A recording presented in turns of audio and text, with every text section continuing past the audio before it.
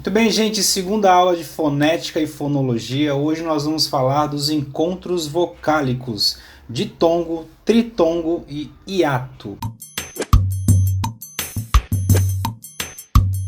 Sempre quando a gente vê uma palavra que tem uma sequência de vogais juntas, nós temos ali um encontro vocálico. Essas vogais que ficam coladas uma na outra e às vezes vêm na mesma sílaba ou em sílabas diferentes. Existem três tipos de encontros vocálicos. O primeiro deles é o ditongo, que acontece quando eu tenho uma vogal e uma semivogal ou semivogal e vogal na mesma sílaba. A ordem pode variar. Lembre-se sempre que só vai ser ditongo quando eu separar a palavra em sílabas e perceber que essas duas letras vocálicas estão na mesma sílaba. E uma delas obrigatoriamente vai ser mais fraca que a outra quando a gente pronuncia. Dessa forma, o ditongo pode ser crescente, quando primeiro vem a semivogal e depois vem a vogal.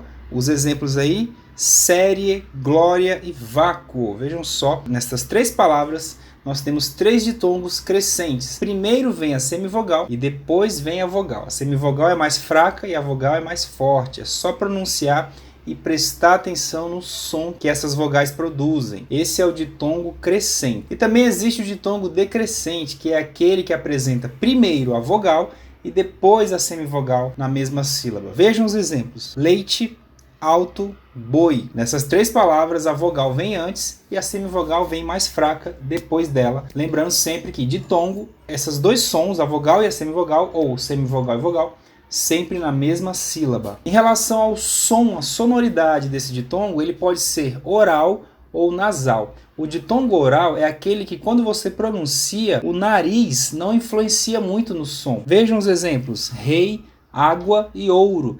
Se você tampar o nariz e pronunciar essas três palavrinhas, você vai perceber que o nariz não influencia nada na pronúncia delas. Então, esse é o tipo de ditongo que a gente chama de ditongo oral, que usa unicamente a boca para ser pronunciado. E ainda falando da sonoridade, existe também o ditongo nasal. Esse sim precisa do nariz para ser pronunciado adequadamente. Vejam só os exemplos: muito, mãe e dispõe. Se você tentar pronunciar essas três palavras tampando o nariz, você vai perceber que haverá uma dificuldade para falar. É a prova de que o nariz está sendo usado para pronunciar essas três palavras. Esses ditongos presentes nesses três exemplos são ditongos nasais. O segundo tipo de encontro vocálico é o tritongo. Esse tipo de encontro vocálico sempre vai respeitar um padrão. Primeiro vem uma semivogal, em seguida vem uma vogal no meio e logo após mais uma semivogal, as três na mesma sílaba. Vejam os exemplos: Paraguai, averiguei, saguão, iguais. Nessas três palavras, dividindo em sílabas, nós percebemos que existem três sons vocálicos na última sílaba e a ordem é sempre essa: semivogal, vogal e semivogal. Como a ordem vai ser sempre a mesma, aqui não tem como dizer tritongo crescente ou decrescente. Isso não existe no caso dos tritongos. E o terceiro tipo de encontro vocálico é o hiato. O hiato acontece em palavras que têm uma sequência de duas vogais coladas, porém em sílabas separadas. Eu percebo isso quando eu divido a palavra em sílabas e descubro que cada vogal ficou numa sílaba diferente. Vejam só estes exemplos: raiz, saúva, poeta. Agora vamos analisar uma das questões que eu retirei de uma prova de concurso público do Ministério Público de Santa Catarina, uma prova que traz uma questão sobre esse assunto. Vejam aí na tela. Se você quiser resolver a questão antes, pausa o vídeo, porque nós vamos revelar o gabarito agora. As palavras oleiro, régua, vitória e saída apresentam, respectivamente. Vamos analisar primeiramente as palavras, uma por uma, e a gente vai eliminando as opções para tentar matar a charada. Na palavra oleiro, dividindo em sílabas, nós percebemos que a segunda sílaba, lei, há um ditongo decrescente, a vogal E seguida da semivogal I. Vogal mais forte, depois uma semivogal I. Decresceu. A gente já pode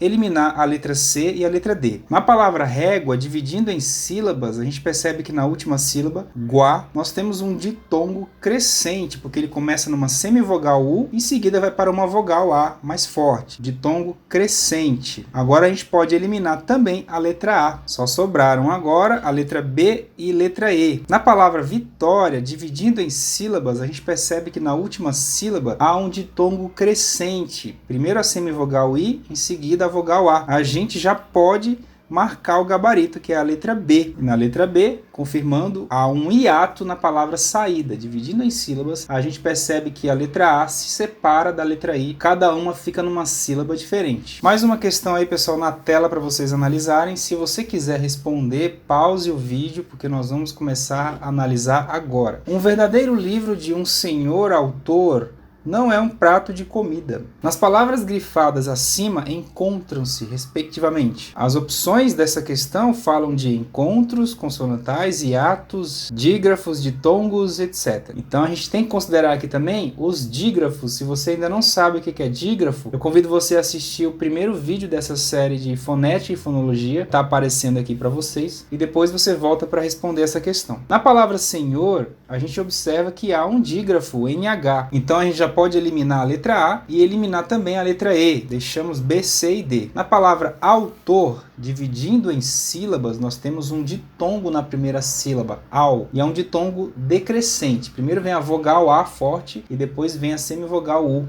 mais fraca. Agora a gente já pode eliminar a letra C. Só sobraram, por enquanto, a letra B e D. E na palavra prato, como a questão também fala de encontro consonantal, que é meramente uma consoante do lado da outra, mas cada consoante produz um som distinto, então nós temos ali um encontro consonantal. Se essas duas consoantes juntas produzissem apenas um som, nós estamos falando de um dígrafo, mas, repetindo, se essas consoantes produzirem um som cada uma, é simplesmente um encontro consonantal, que é muito comum na língua portuguesa e não tem grande segredo de descobrir. Então a diferença da letra B para a letra D é se na palavra prato nós temos um encontro consonantal ou um dígrafo. A gente sabe que não é dígrafo, porque as consoantes P e R estão produzindo um som diferente cada uma, são dois sons. Há o som de P aqui e há o som de R aqui também. Então a gente já sabe que o gabarito é a letra B. Muito bem, gente, essa foi a segunda aula de fonética e fonologia. Na próxima aula nós vamos falar de sílabas e as possibilidades sonoras que elas têm nas palavras. Então, para você não perder, se inscreve, compartilha com quem está precisando ver essa aula para fazer a prova, para fazer o trabalho da escola, etc. E a gente se vê então na próxima aula. Até lá!